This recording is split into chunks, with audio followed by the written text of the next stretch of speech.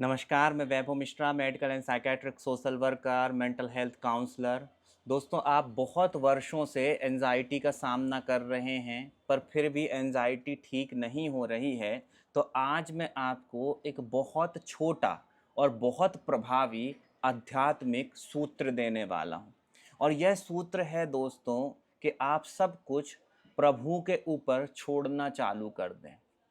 जभी भी कोई परेशानी आती है, जभी भी कोई समस्या आती है और आपको लगता है मुझे जल्दी से इससे बाहर निकलना पड़ेगा, नहीं तो कुछ गड़बड़ हो जाएगी, कुछ बिगड़ जाएगा, मैं बहुत बड़ी समस्या में फंस जाऊंगा।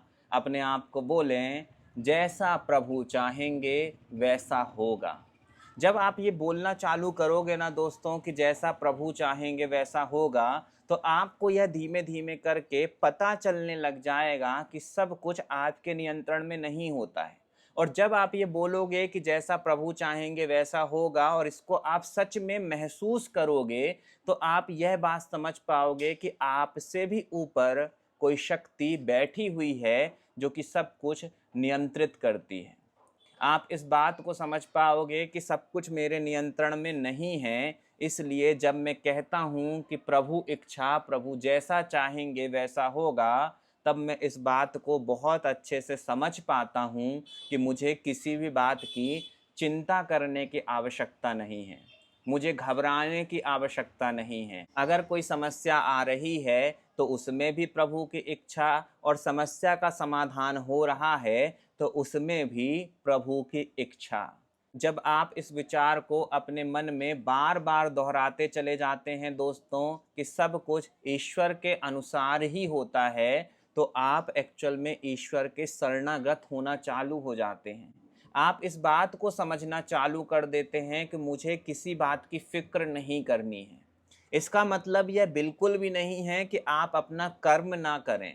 आपको अपना कर्म करना होगा। अगर आपके सामने कोई मुश्किल आ रही है तो उसका समाधान भी खोजना होगा, पर आपको अपने मन में बार बार इस बात को दोहराते चले जाना है कि मेरे नियंत्रण में कुछ भी नहीं है, सब प्रभु की इच्छा है।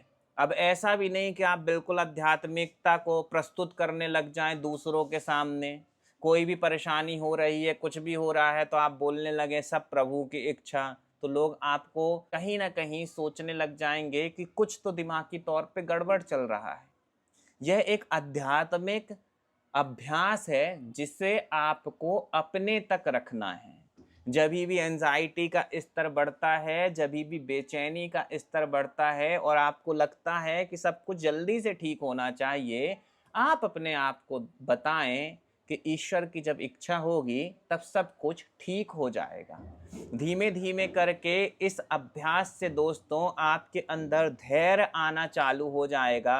और जो अभी किसी भी काम को करने पर आपको एक बेचैनी होने लगती है, एक रेस्टलेसनेस सी फील होने लगती है, वह धीमे धीमे करके घटने लग जाएगी। और जब आपकी बेचैनी घटेगी तो इस बात की संभावना भी बहुत अधिक बढ़ जाएगी कि जिस भी काम को आप कर रहे हैं उसे आप ठीक ढंग से कर पाएंगे, उसमें पूरा ध्यान लगा पाएंगे, अपना 100% दे पाएंगे। और जब आप किसी काम में अपना 100% दे पाएंगे तो अच्छे परिणाम आने की संभावना भी बढ़ती चली जाएगी। तो सब कुछ ईश्वर के अधीन है, इस बात पे विश्वास रखना आपकी प्रोडक्टिविटी को भी बढ़ाने वाला है, क्योंकि आप टेंशन फ्री होकर के काम करने वाले हो। आपको किसी भी प्रकार का तनाव नहीं होने वाला है, क्योंकि आप इस बात को जान चुके हो कि ईश्वर की इच्छा के बिना पत्ता भी नहीं हिलने वाला है। अपना ख्याल रखें। अगले वीडियो में किसी नए विषय के साथ आप सभी से फिर मुलाकात होगी। नमस्कार।